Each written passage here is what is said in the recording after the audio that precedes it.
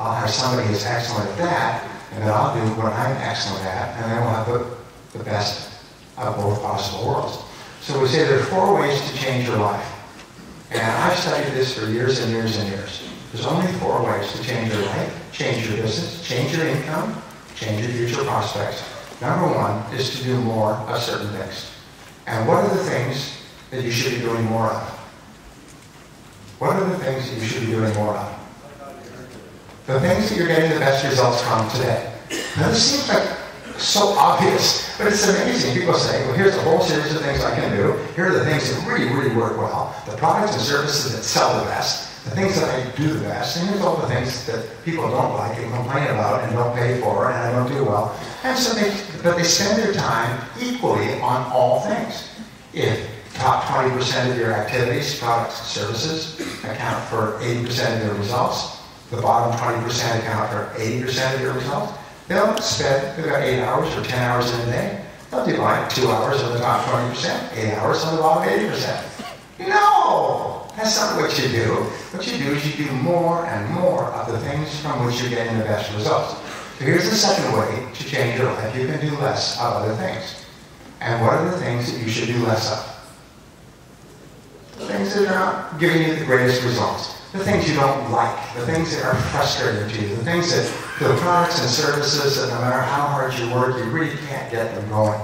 It takes a lot of courage for you to step back and realize that, this is not really a good use of my time, it's not a good product, our competitors are better than us, they've got better prices, there's no way we're ever going to be strong in this market, and just walk away.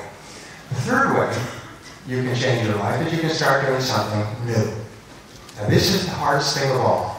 Because human beings get into a comfort zone and they become comfortable at their current level of performance. And then they resist any kind of change. They become defensive. When the economy goes down, they become defensive and they huddle like a turtle pulling its arms in its head or an animal going into a huddle. They go into a huddle and they are very resistant to try new things. But it's when things are slowing down is when you need to be most open to trying something new. Remember, the more you do of what you're doing, the more you get of what you drop.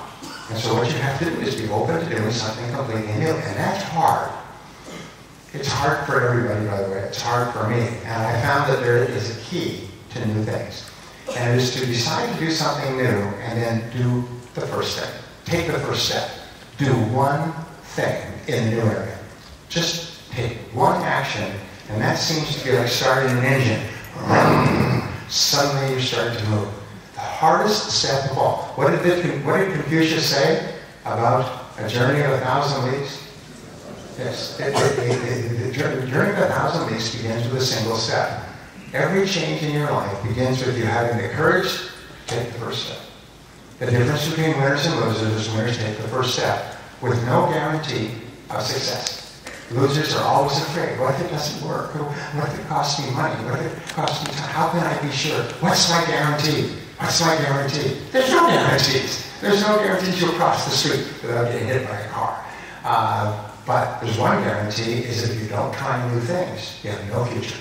You've got to be pushing yourself out of your comfort zone all the time. And the fourth area is to stop doing something altogether. There's a rule in time management that says this. You cannot be more effective by doing more things. People always think, well, I just get everything done. I'll start earlier. I'll work overnight. I had a business friend of mine, and once a week he would work a 24-hour day. And he would work all night. He'd come home, have dinner, and go to work at 7 or 8 o'clock at night, and he would work all night and go to work the next morning at 6 o'clock in the morning. And he did this 24 hours. He did it once a week. And he was very effective, very productive, and he died of a heart attack at the age of 40. Unfortunately, very nice man, too.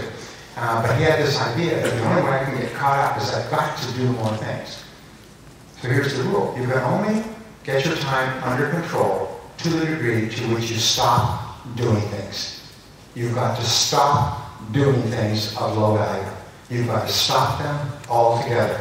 You cannot be more efficient because you will never get caught up. You will never get caught up. The only way you can possibly stay on top of your work is to stop doing things of low value. Even though they're fun, even though they're easy, even though you're comfortable doing them, you've done them forever. Here's an interesting discovery. The greatest problem in moving upward in business is that we continue to do the things that we did to get us to the point where we could move up.